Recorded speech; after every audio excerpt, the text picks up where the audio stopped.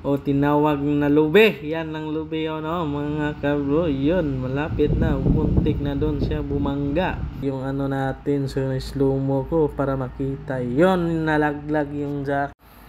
Yun mga kabro, what's up, mayang adlaw sa tanan for today's video na napunta diri sa Matanao, no, Matanao, Davao del Sur. So kan man ta nag-scouting, nakaadto ta diri sa magandang lugar. So naghanap tayo ng makasilungan mga kabro. Ayun, no, may lube na, no. Yan, doon tayo sa ilalim ng puno ng niyog na yan. Yan mga kabro, tanggal na ito ang yun, lupad na ito ang cameraman para magpakita sa aerial view mga kabro, no. So nag-relax sa tadihang napita sa bugnaw nga lugar. Samtang gipaibabaw pa nato ato ang drone, no, ato ni siyang patuon dito mataod-taod dito sa Matanao lungsod. Yun na mga kabro. So malaki talaga mga palay dito sa Matanao. So kabilang side makita mo yung mga palay nila noon. Yun mga kabro. So yung mga palay nila malapit ng maani. So maharbis, no. So padto na ta sa sentro sa Matanao. Yun mga kabro. Yun, no. Ganda ng lugar dito. Kapasyal dito. Malapit lang to sa Matanao lang to banda mga kabro. Mauni ang area, no. So gibabalik na to ni kay patistingan na to ni og 360 camera. So, gipalibot na to ni sa area mga kabro, no. O niyan na padong now.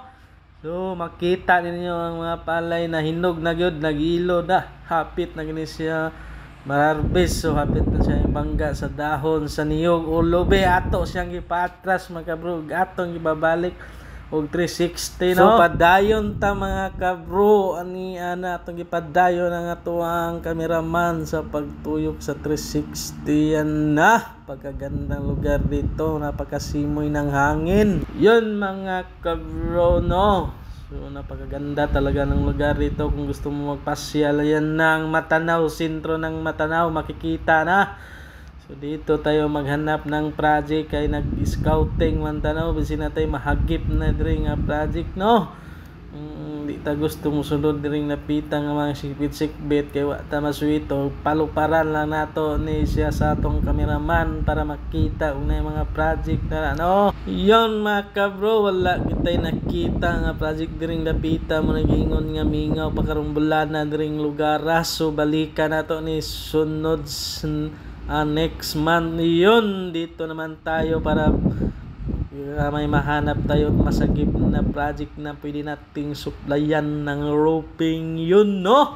Yun, no, pinakamaganda na ditong lugar na to mga kabro. Masyadong malawak yung kapatagan na dito. Yun, no, makita mo yung bundok nila na maganda, yung bukid nila mga kabro. So yun, no.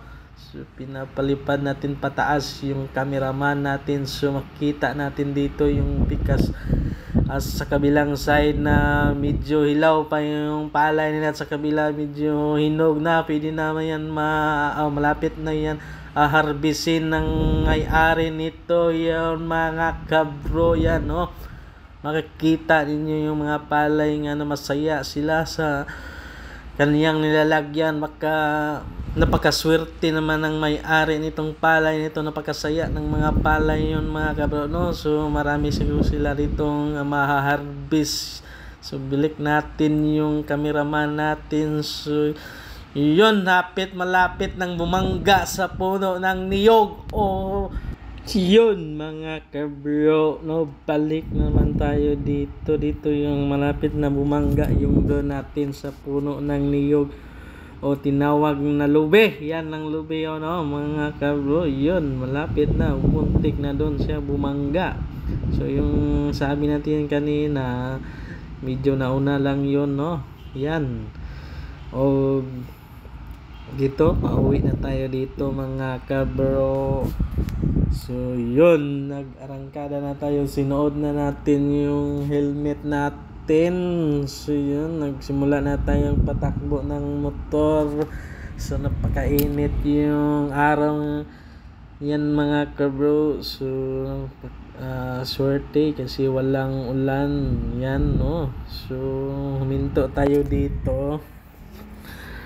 Isipan natin na bumalik sa pinanggalingan natin. So mamabante pa ako konti. Yan, no, nakita na naman sa cameraman natin. So dito banda mga kabro, di ko naman laya, nalaglag na pala yung jacket natin. Yan, oh, yun, nalaglag dyan, nalaglag yung ano natin. So slow mo ko para makita. Yun, nalaglag yung jacket natin, di ko naman layan. So yun mga kabro, maraming salamat sa inyong pagtanaw. Kay kalimot sa pag-like o subscribe o hit lang notification bell para updated ka sa mga sunod na video. Bye bye.